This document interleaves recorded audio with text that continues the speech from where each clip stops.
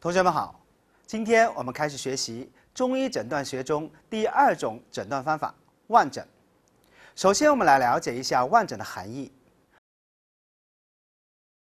望诊是指医生运用视觉对人体外部情况，包括神色形态、局部表现、舌象、分泌物和排泄物的色质的变化进行观察，来了解人体的健康状况，测知病情的方法。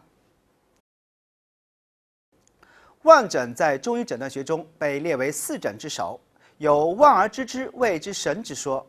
这是因为人的视觉在认识客观事物中占有重要的地位，所以医生在诊病时要充分地利用视觉观察，并在临床实践和日常生活中注意培养和训练敏捷准确的观察能力。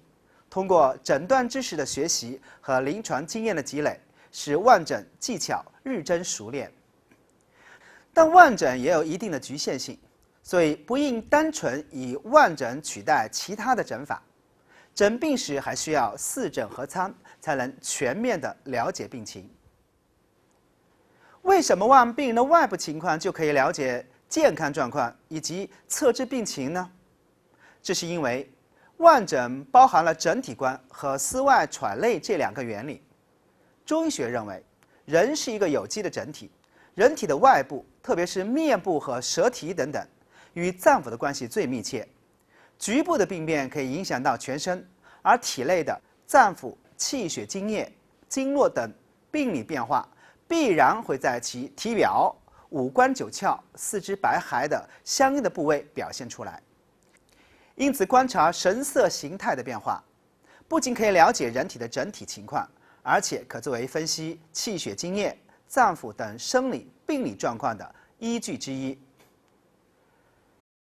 医生在望诊时必须注意以下的事项：第一，就是要光线充足，避免干扰。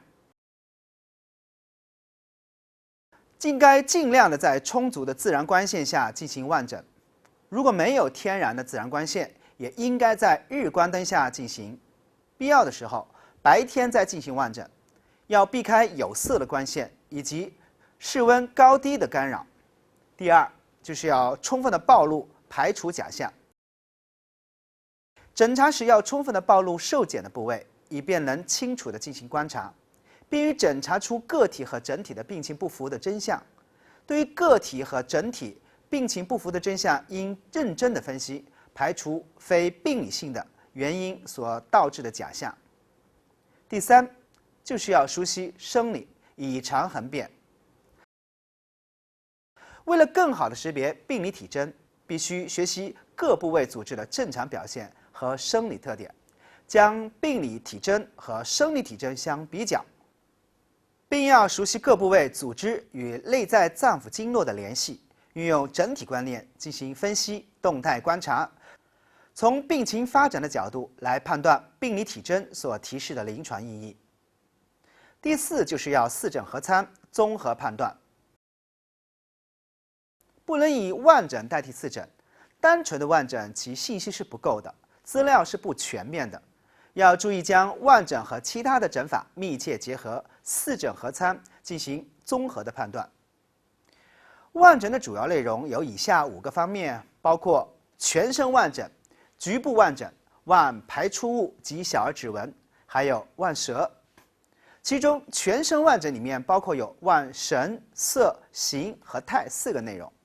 局部望诊中包含望头面、五官、躯体、四肢、二阴和皮肤6个内容，而望排出物则包括望痰涕、涎唾、呕吐物以及大小便等等。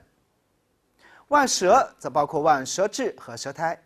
这里面我们要注意，因为舌诊是极具中医特色的独特的诊断方法，内容非常丰富，所以对于舌诊，我们也列专篇单独的论述。学习望诊时，虽然划分为不同的内容，临床诊病时还需要综合运用，不必严格区分。接下来的课程，我们进入望诊的具体内容进行学习。